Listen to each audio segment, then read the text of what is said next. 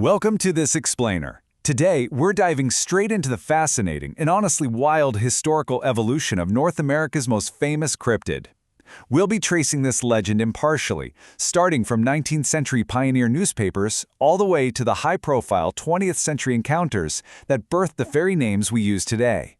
We're going to look at how a scattered collection of local folktales morphed into a commercialized, continent-wide symbol. It's an incredible journey through mass media, frontier expansion, and of course, human curiosity. Picture this. It's July 3rd, 1884, and a sensational newspaper report drops us right into the pioneer era. The Victoria colonist in British Columbia claimed a 4'7", 127-pound gorilla-type creature named Jacko had been caught. The paper noted he was covered in glossy hair and possessed extraordinary strength. Now, whether this was a genuine mystery, an escaped circus animal, or simply a newspaper trying to sell a few extra copies, stories exactly like this one began popping up everywhere as settlers moved west. It really sets the perfect tone for our exploration into the origins of a modern myth. But long before the pioneers and their printing presses ever arrived, indigenous cultures already possessed deep, incredibly diverse traditions of large, bipedal wild men. In fact, linguistic authorities note that over 26 different terms were used by Northwest Coast tribes alone to describe Sasquatch-like or ogress-like beings. These ancient petroglyphs remind us that these weren't just passing stories, they were ingrained cultural traditions. Some tribes viewed them as dangerous, cannibalistic giants, while others saw them as reclusive, hairy mountain men that were best avoided at night. So how did these localized legends evolve into a massive mass media phenomenon? Well, just like a modern viral trend, there was a clear geographic shift. From early sightings on the East Coast, the stories rolled right across the continent to the Pacific Northwest over the span of a century. The oral folklore was rapidly becoming a staple of the American and Canadian print media. Interestingly enough, one of the earliest documented American press reports actually comes from the East Coast. Back in 1818, a New York newspaper called the Exeter Watchman detailed a mysterious wild man of the woods. The witness claimed the creature stepped out from the trees, stood and looked right at him, and then vanished back into the wilderness. This early account laid the absolute groundwork for decades of pioneer tales where isolated travelers would encounter unexplainable things in the untamed landscape.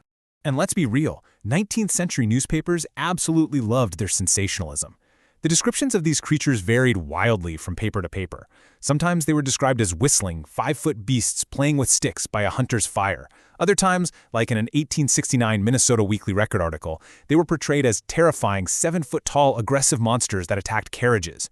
The press was quickly discovering that a frightening monster story was incredibly good for business. Now, we've got to consider the environment these pioneers were trekking through. Scientists and skeptics rightly point out that a lot of early sightings could have simply been misidentified wildlife. I mean, think about a black bear standing upright. A bear on its hind legs can easily reach 6 or 7 feet tall. In the twilight or thick brush of an unfamiliar forest, a startled pioneer might genuinely believe they were looking at a giant hairy wild man. Yet, natural explanations didn't stop the legend from spreading like wildfire. Section 1. The 1924 Incidents, a turning point in the wild man lore. 1924 was an absolutely pivotal year. The lore suddenly escalated from passing sightings to sustained, dramatic, and heavily publicized encounters. And two drastically different narratives emerged that exact same year. On one hand, you have the violent, chaotic attack at Ape Canyon. On the other, you have Albert Ostman's bizarrely domestic kidnapping tale. Both stories gained massive traction, and they perfectly highlight the dual nature of the wild man myth. Is it a bloodthirsty beast, or a misunderstood, almost human-like intelligence? Let's break down the Ape Canyon incident first. In July 1924, a group of gold prospectors claimed they were ambushed at Mount St. Helens by what they called gorilla men. One of the miners, Fred Beck, reported actually shooting one of the creatures. That night, their remote cabin was bombarded with huge rocks. The men fled the next morning, making national news and cementing a truly terrifying image of the beast. It was such a major story that the U.S. Forest Service went out to investigate the site, though they found no compelling evidence of an ape-man attack. But, impartially speaking, we have to note that the story doesn't end in 1924. Decades later, in 1982, a logger named Rant Mullins came forward. He confessed that he and a group of friends, who called themselves the St. Helens Apes, faked the entire Ape Canyon Attack. They had carved large wooden feet to scare people and rolled massive rocks down the gorge onto the prospector's cabin purely as a prank. Then, on the completely opposite end of the spectrum, you have Albert Ostman. He claimed he was prospecting in British Columbia in 1924 when he was abducted. And get this, he said he was literally picked up and carried off while still inside his sleeping bag. That has to be the most inconvenient way to be kidnapped. He claimed he was held captive in a cliff-enclosed valley for 6 days by a Sasquatch family, a father, mother, son, and daughter. He noted they possessed very human-like behavior, though they lacked tools or fire. Ostman actually gave a sworn statement about this to a justice of the peace 33 years later. Section 2. Coining Sasquatch, from indigenous roots to mass media. Up until this point, people were using all sorts of scattered terms: ape-man, gorilla, mountain devil. But in 1929, an Indian agent and teacher in British Columbia named J.W. Burns changed the game entirely. Burns had spent time compiling the oral testimonies and traditions of the local Coast Salish people. He took these localized legends and packaged them for a massive national audience, publishing an article titled "Introducing BC's Hairy Giants" in Maclean's magazine. This single publication is widely recognized as the moment the creature stepped fully into the modern public eye. So, when writing his article, Burns needed a unified name for these beings. He coined the term Sasquatch, which is basically an anglicized version of the indigenous word Saskits, roughly translating to hairy man. By putting this term in print for a wide audience, Burns permanently altered the linguistic landscape of North American folklore. Before 1929, you had dozens of regional names. After 1929, everyone reading the news knew them as the Sasquatch. Section 3. The Birth of Bigfoot, the 1958 Bluff Creek Incident. We've seen how the name Sasquatch came to be, but how exactly did we get the modern iconic moniker Bigfoot? For that, we're jumping to Northern California in August 1958. A construction crew was building a timber access road near Bluff Creek.